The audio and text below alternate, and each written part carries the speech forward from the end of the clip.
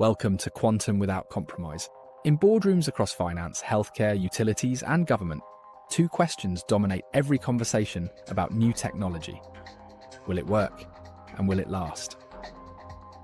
When people talk about quantum, the focus is often on the labs, superconducting chips, trapped ions, exotic physics. But here's the simple truth. The moment those quantum systems need to talk to each other, the medium collapses down to photons. And photons only travel two ways, through fibre or through free space. That means the future of networking for all things quantum isn't hypothetical. It's rooted in the same dark fibre and optical wave infrastructure already beneath our feet. If you're building quantum-ready networks, you're really building on glass and light. And like anything in life, we can build the most innovative, the most wonderful, the most exciting technologies, but they're only ever as good as the foundation they're built on. A skyscraper with a weak foundation is just waiting to fail. And in networking, it's exactly the same. No matter how advanced your applications or how clever your encryption, if the network foundation isn't engineered properly, everything above it is at risk. The same goes for networks. To change your network is not a light touch upgrade. It's a wholesale rip and replacement.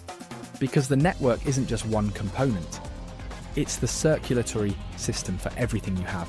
It carries not only your business critical systems, but also connects into everyone else's, because the boundaries between private and public are blurred. And all of that, every packet, every transaction, every secure channel, will need to support photon-based technologies moving forwards. And we're already seeing the proof points. Deutsche Telekom Innovation Labs and Connect demonstrated 99% fidelity entanglement over 30 kilometers of live commercial fibre, sustained for 17 days straight. Right alongside normal internet traffic, Zayo Europe transmitted quantum encrypted messages over 254 kilometers of standard telecom fibre, using twin-field QKD with room temperature kit. No cryogenics. These are extraordinary achievements. But the common denominator isn't just the quantum hardware, it's the network's ability to deliver a photonic infrastructure engineered for more than just bandwidth. Because bandwidth alone is no longer enough. Latency is now a table stake. dB loss is critical. Error rates are non-negotiable. At the quantum level, jitter and noise aren't minor metrics. They're existential. And beyond the physics, there's also the PQC dilemma. Post-quantum cryptography isn't a one-off switch.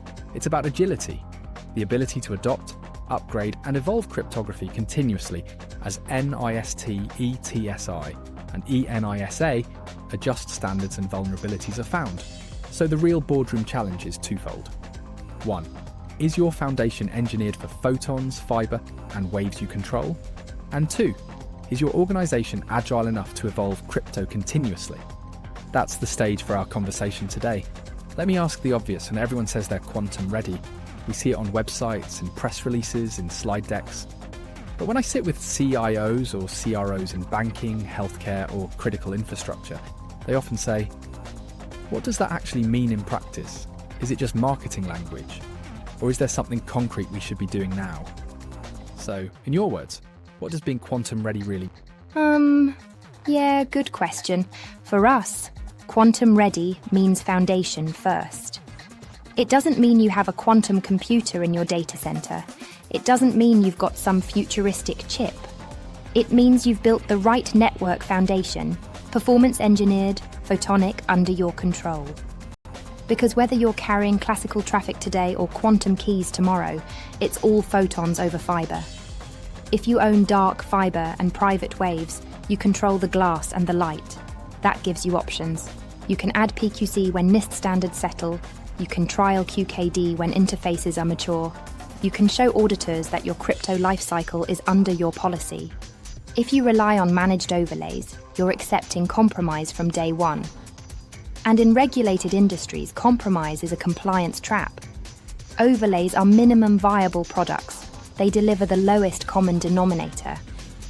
Every compromise adds a constraint, and constraints stack until you're working around the service instead of working with it. So quantum ready isn't hype. It's about building on a foundation that gives you agility to evolve crypto, agility to adopt quantum, agility to satisfy the regulator. Let's get specific. Because we're all seeing the headlines. Carriers announcing QKD trials. We've run quantum key distribution over our backbone.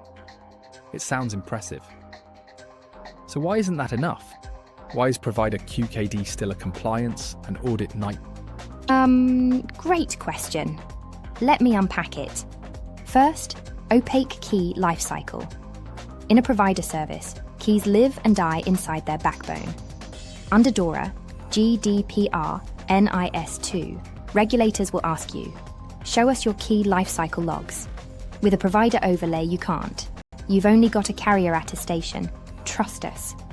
That fails audit. Second, proprietary breakout. Yes, you can extract keys, but only with vendor-specific methods. ETSI and ITUT have architectures, but no IETFRFC defines TLS/QKD handoff. Proprietary equals non-auditable. Third, multi-tenant domain. Provider QKD is shared. Regulators expect exclusive governance. Multi-tenancy equals governance nightmare. Fourth, immature TLS handoff. Even if you got the keys, handing them into TLS sessions is still experimental. No recognized standard. No auditor will sign off. We used a plugin. Fifth, client downgrade risk. On unmanaged devices, crypto can be overridden. Clients can request legacy ciphers. Servers often still have them enabled because PCI DSS and NIST recommend disabling but don't enforce audits. That means you can run QKD mid-path and still negotiate TLS 1.0 at the edge. No regulator will accept that. So provider QKD proves physics. But for compliance and audit, it creates black holes, and critically, it kills agility. If NIST deprecates an algorithm tomorrow or ENISA updates guidance, you're stuck on the provider's roadmap. You can't pivot. You lose agility. And PQC is all about agility. So if provider QKD is a trap, what changes when an organization runs QKD itself over its own dark fibre and private waves? Everything. The cryptographic domain moves into your private network. You generate, refresh, and retire keys at endpoints you own. You hold the logs. You integrate PQC and QKD under your crypto policy. You enforce cipher deprecation and prove it. By the time traffic touches a public network, it's already encrypted and sealed. Auditors see governance is yours. Under DORA, NIS2, GDPR, HIPAA, that's easier to evidence. And because you own the foundation, the fibre and the waves, you regain agility. You can deploy Kyber this year, dilithium the next, hybrid PQC plus QKD after that. You're not waiting for a provider's roadmap. That's quantum ready by design. And of course, the board will always ask, what's the ROI? Managed overlays look cheaper up front. OPEX only, low entry. But costs climb every year, and risk never falls. Dark fibre and private waves cost more upfront, but over 3 to 5 years, TCO flattens, risk drops. Over a 10 to 15-year contract, the typical horizon in regulated industries, DF and WL are both cheaper and safer.